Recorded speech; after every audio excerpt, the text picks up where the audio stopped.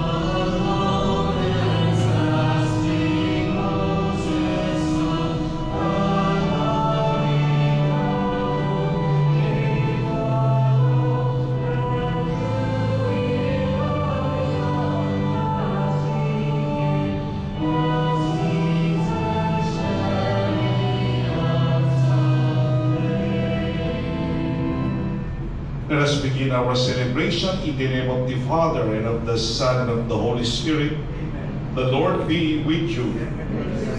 In time of bereavement, the Lord Jesus assures us that our sorrows and sufferings are not hidden from Him.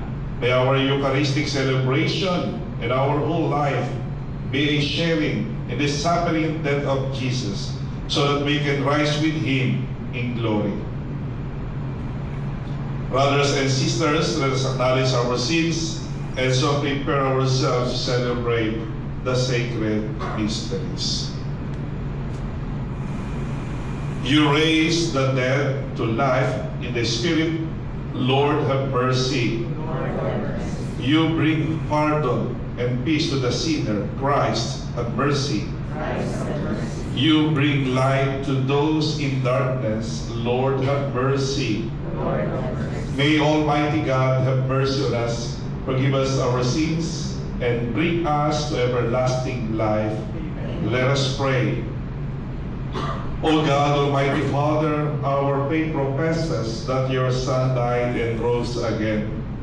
Mercifully grant that through this mystery your servant Banji, who has fallen asleep in Christ, may rejoice to rise again through him, who lives and reigns with you in the unity of the Holy Spirit, one God forever and ever. Please be seated and let us listen to the liturgy of the Lord. A reading from the Book of Wisdom. The souls of the just are in the hand of God, and no torment shall touch them. They seem in the view of the foolish to be dead, and their passing away was thought an affliction, and their going forth from us utter destruction. But they are in peace. For if before men and women indeed they be punished, yet is their hope full of immortality. Chastised a little, they shall be greatly blessed, because God tried them and found them worthy of Himself. As gold in the furnace, He proved them, and as sacrificial offerings He took them to Himself. In the time of their visitation, they shall shine and shall dart about as parsed through stubble. They shall judge nations and rule over peoples, and the Lord shall be their King forever. Those who trust in Him shall understand truth, and the faithful shall abide with Him in love. Because grace and mercy are with His holy ones, and His care is with the elect. The word of the Lord. Thanks be to God. Responsorial Son, let our response be, though I walk in the valley of darkness, I fear no evil, for you are with me. Though I walk in the valley of darkness, I fear no evil, for you are with me. The Lord is my shepherd, there is nothing I shall want. In green pastures He gives me repose. Beside restful waters He leads me. He refreshes my soul. Though I walk in the valley of darkness, I fear no evil, for you are with me. He guides me in the right path for His name's sake. even when I walk in the dark valley. I fear no evil, for you are at my side, with your rod and your staff that give me courage. Though I walk in the valley of darkness, I fear no evil, for you are with me. You spread the table before me in the sight of my foes. You anoint my head with oil, my cup overflows. Though I walk in the valley of darkness, I fear no evil, for you are with me. Only goodness and kindness follow me all the days of my life. I shall dwell in the house of the Lord for years to come. Though I walk in the valley of darkness, I fear no evil, for you are with me. Please all stand to honor the Holy Gospel.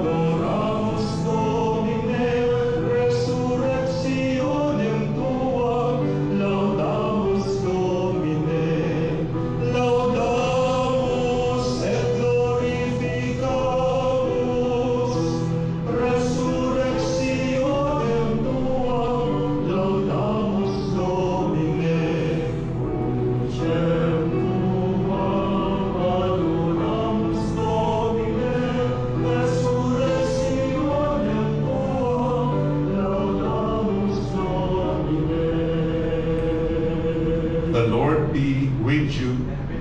A proclamation of the Holy Gospel according to John. Glory to you, Lord. Jesus said to his disciples, "Do not let your hearts be troubled. You have faith in God. Have faith also in me. In my Father's house there are many dwelling places. If there were not, would I have told you that I am going to prepare a place for you? And if I go and prepare a place for you, I will come back again and take you to myself, so that where I am you also may be. Where I am going, you know the way." Thomas said to him, "Master, we do not know where you are going. How can we know the way?" Jesus said to him, "I am the way and the truth and the life.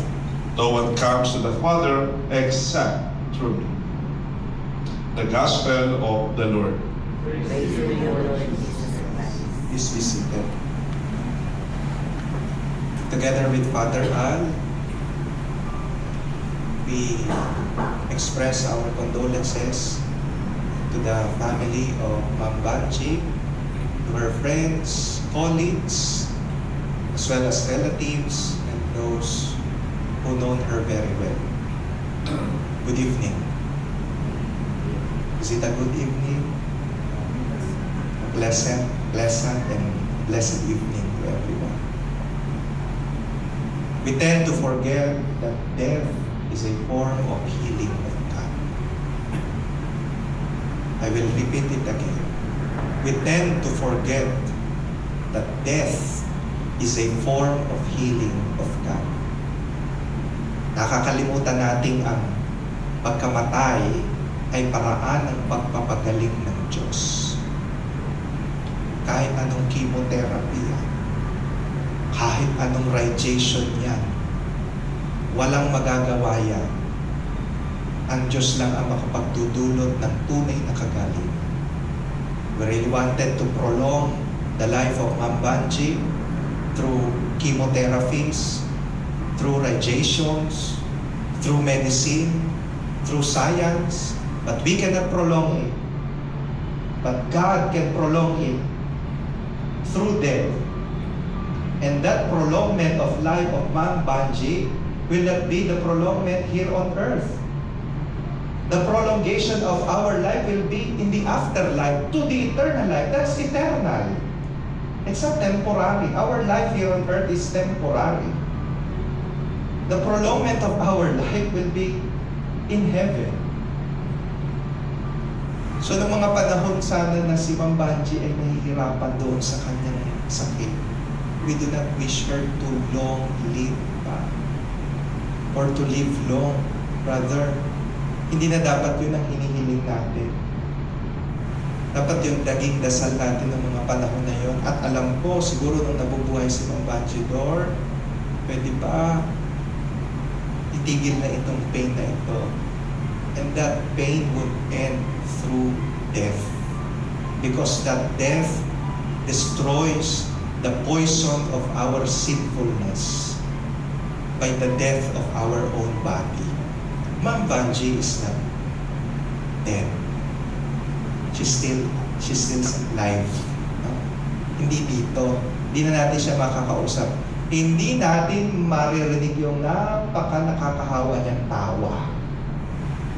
Yan yung parang tatak ni Labalan. Yan. Yung kanyang tawa. Am I right, no? Ano nga tawa? Sino nakakagaya ng tawa ni Ma'am Banji sa inyo? Can you please do it? Yung tawa ni Ma'am Banji, wala siguro, that's the unique, no? At talagang trademark kay Ma'am Banji Labalan yung kanyang tawa. No one can imitate it. Even the best comedians of our time cannot imitate the laugh of Ma'am Banji. And I know Ma'am Banji is laughing there in the eternal life. Why? Kasi yung mga naiwan niya, nakikita niya kung gaano siya kamahal. Kahit na siya'y wala na dito. Nagsasama-sama, nagkikita-kita, nag-uusap-usap. Yun naman ang pangarap siguro ni Ma'am Banji. Hindi lang sa kanyang mga anak na balitaan ko, maging sa kanyang mga pamangkin. She's a very loving auntie. She extends her life not only to her own children, but as well as to her nieces and nephews. Maging sa mga apo daw. Basta't kadugo, tutulong at tutulong si Ma'am Banji. Kahit hindi siguro, sana man lang nakilala natin si Ma'am Banji na nabubuhay siya. Na kami natulungan. Yun ang balita ko, no? Si Ma'am Banji daw ay napakamatulungin tao. At alam nyo, ang tinatanggap sa langit, yung mga katulad na. Ang tinatanggap sa langit, yung mga palakaibigan. Ang tinatanggap sa langit, yung mga palatulong, mga matulungin. Ang tinatanggap sa langit, yung mabubuting tao. Walang tutuloy sa langit, walang papasok sa langit na hindi mabuting tao. Ang tinatanggap lang sa langit ay mabuting tao. Hindi tatanggapin sa langit ang mga palaaway. Hindi tatanggapin sa langit ang mga inggitero, gitera. Hindi tatanggapin sa langit yung mga walang pakialam sa sariling pamilya. Ang tinatanggap sa langit ay yung mabubuting tao at nagpapakita ng pagmamahal sa kanilang kapwa at mga mahal sa buhay. Ngayon, ang tanong, qualified kaya si Ma'am Banji sa pag-akyat sa langit? Yes or no? Sagot ng malakas, yes or no? Only you could assure God of this question. Kasi kayo ang kasama ni Ma'am Banji nung nabubuhay siya. Tanging kayo ang magsasabi sa Diyos, Lord, mabait pong tao yan, mabuti pong tao yan. Kung hindi po siya mabuti, nasan po kami ngayon? That's why we pray this evening. Because we are telling to God that Ma'am Banji indeed has been a good person. Yun lang ang basihan. Wala nang iba. Siya ba'y naging mabuting nanay? Yes or no? Siya ba'y naging mabuting kapatid? Siya ba'y naging mabuting tiyahin? Malamang. Naging mabuting katrabaho? Naging mabuting empleyado? Baka may mga boss dito si Ma'am Banji. Siya ba'y naging mabuting empleyado? At parang dadating si Sir Coco ngayong gabi. Wala pala si Sir Coco ngayong gabi. Dadating na kasi kasya ng ang probinsyano. Kaso, nauna na siyang namatay doon sa ang probinsyano. No? She has to take care of her body. No? Yan ang magiging basihan ng pagpasok natin sa langit. Yung kabutihang ipinakita natin. Ngayon, hindi pwedeng sasagutin ni Ma'am Banji si Lord. Tatanungin kasi siya doon, Banji, naging mabuting tao ka ba? Hindi siya pwedeng sumagot doon, opo.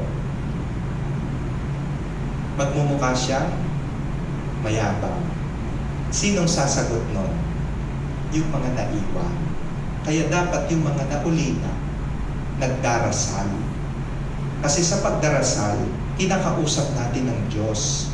Sa pagdarasal, pinakikiusap natin sa Diyos na yung taong pinagdarasal natin, sinasabi natin sa Diyos, mabuting tao. Ito yung halaga. This is the value of what we are doing right now. That's why we pray. Because this is our only link and connection towards God. And we are pleading to God that Ma'am Banji is worthy of heaven. It is us that would qualify her to enter heaven. Ngayon, ang tanong, paano kayo makasisiguro na nakapasok na nga sa langit si Ma'am Banji? Sige nga. May mag-i-email ba sa inyo? May magte-text ba sa inyo? Nakapasok na po sa langit dito si Miss Banji Labalan. Salamat sa mga dasal. Paano tayo makasisiguro na nakapasok na sa langit yung tao na pinagdarasal natin? Kakausapin ba kayo yung mga anak niya? Anong pangalan mo, ma'am? April. Paano ka ba niya tawagin? Day. Nasasabi ko na nga pa. Kasi yung mga taga-Bacolod sabi niya, Day, nandito na ako sa langit. Tonong-tono ng ulong ko. Dahil nandito na ako sa langit, salamat sa dasal mo. Maririnig mo ba yun? Siyempre matatakot ka. Matatakot din kayo pag narinig nyo yung tawa niya ngayon. Our assurance that Ma'am Banji has entered heaven already, ang sagot dyan ay dasal din, panalangin din, prayer din. Because hindi lang tayo ang nagdarasal para kay Ma'am Banji. Siya din ngayon ay nagdarasal para sa bawat isa sa inyo. Higit lalo sa inyong tatlong magkakapatid.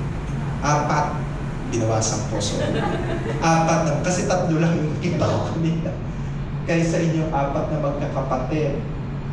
Higit lalo na ipagdadasal kayo ng inyong mama. Kasi kung meron mang ibang tao na mas nakakaalam ng gusto nyo sa buhay, sino yon? Si Mama. Kung meron mang kayong pangarap sa buhay na napagkukwentuhan nyo, sino yon? Si Mama. At kung meron mang tao na gusto lagi ang ikabubutis ninyo, sino yon? Si Mama.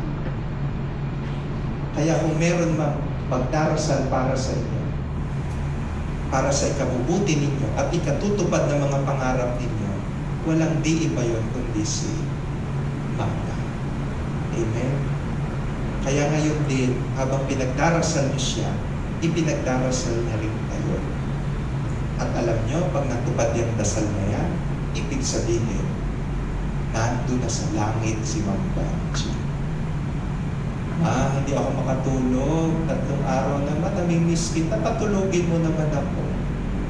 Tapos pag dilat mo, nakita mo siya, lalo kang hindi nakatulog. Pero, magdarasal ka, Ma, please pray for me. Gusto ko po makatulog ng mahimbing at maayos. Ilang araw na akong na-anxious kasi namimiss kita. Help me to sleep well. Tapos nakatulog ka.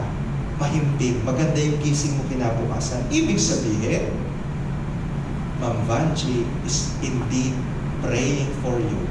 At kung mabilis yung pagtugon sa dasal, ibig sabihin, malapit siya sa piling ng Diyos. Nandun siya sa loob ng langit. Amen? Ma, meron kaming transaction. Please pray for me.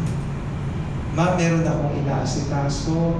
Ito ay para sa ikabubuti din ng pamilya natin, sa mga pagpinsan ko, sa mga pamangkin mo. Tulungan mo naman akong magdarasal. Natupad.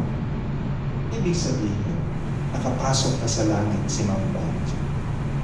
So for the time, tonight, forward, pag-uwi niya ng Bacolod, do not hesitate to ask her prayers as well.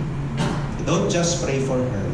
I know that Ma'am Vanji is praying for all of you. Amen. Please all stand. Brothers and sisters, Jesus Christ is risen from the dead and sits at the right hand of the Father, where He intercedes for His church, confident that God hears the voices of those who trust in the Lord Jesus. We join our prayers to His as we say, Lord, hear our prayer. Lord, hear our prayer. In baptism, Vanji received the light of Christ. Scatter the darkness now and lead her over the waters of death. In your mercy, Lord, hear our prayer. Lord, hear our prayer.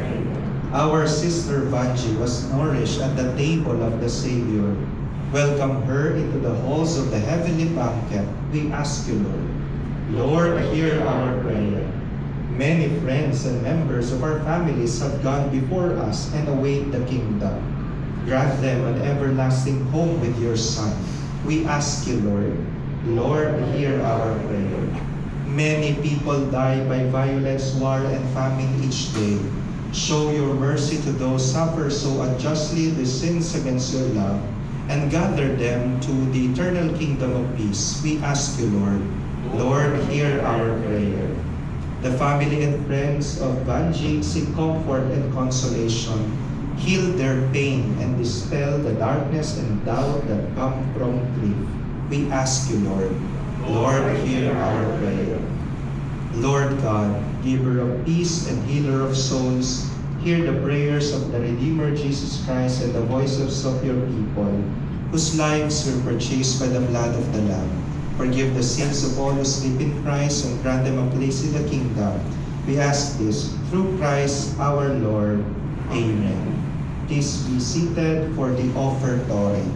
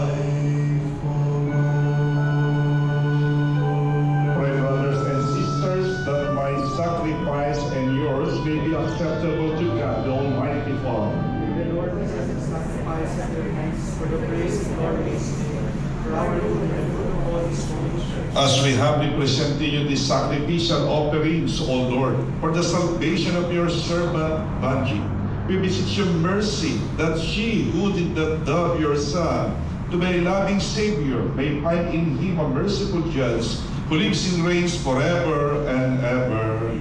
The Lord be with you. Lift up your hearts. Let us give thanks to the Lord our God. It is your right and just, our general salvation, always and everywhere to give you thanks, Lord, Holy Father, Almighty, eternal God, through Christ our Lord.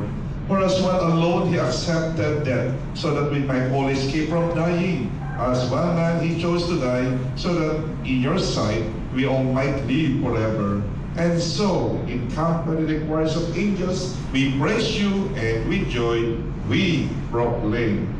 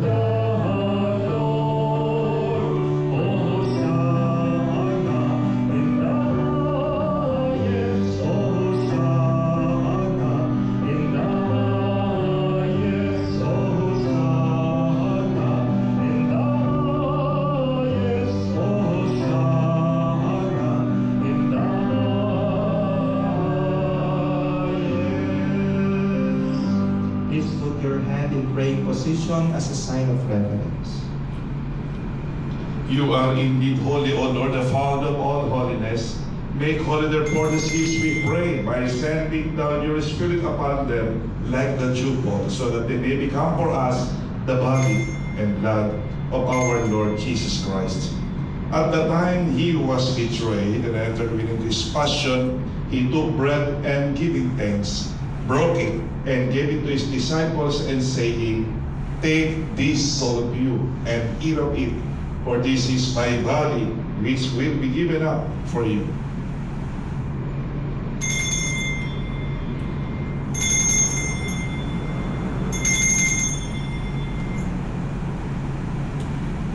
In a similar way, when supper was ended, he took the chalice, and once more giving thanks, he gave it to his disciples, and saying, "Take this, all of you, and drink from it, for this is the chalice of my blood, the blood of the new and eternal covenant, which will pour out for you for many, for the forgiveness of sins. Do this in memory of me."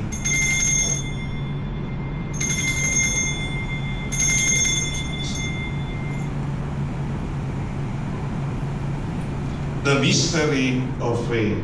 We proclaim your death, O Lord, and profess your resurrection. Therefore, as we celebrate the memory of his death and resurrection, we offer you, Lord, the bread of life, the chalice of salvation, giving thanks that you have held us worthy to be your presence and minister to you. Humbly we pray that partaking of the body and blood of Christ, we may be gathered into one by the Holy Spirit. Remember, Lord, your church is spread throughout the world, and bring her to the fullness of charity, together with Leo, our Pope, Elias, the Bishop of Cubao, and all the clergy. Remember your servant Banji, whom you have called from this world to yourself. Grant that she who was united with your Son in a death like his may also be one with him in his resurrection. Have mercy on us all, we pray, that with the Blessed Virgin Mary, Mother of God, Saint Joseph, with the blessed apostles and all the saints who have pleased you throughout the ages, we may merit to be co-heirs to eternal life, and may praise you and glorify you, your Son, Jesus Christ. through him and with him and in him, O God, Almighty Father, in the unity of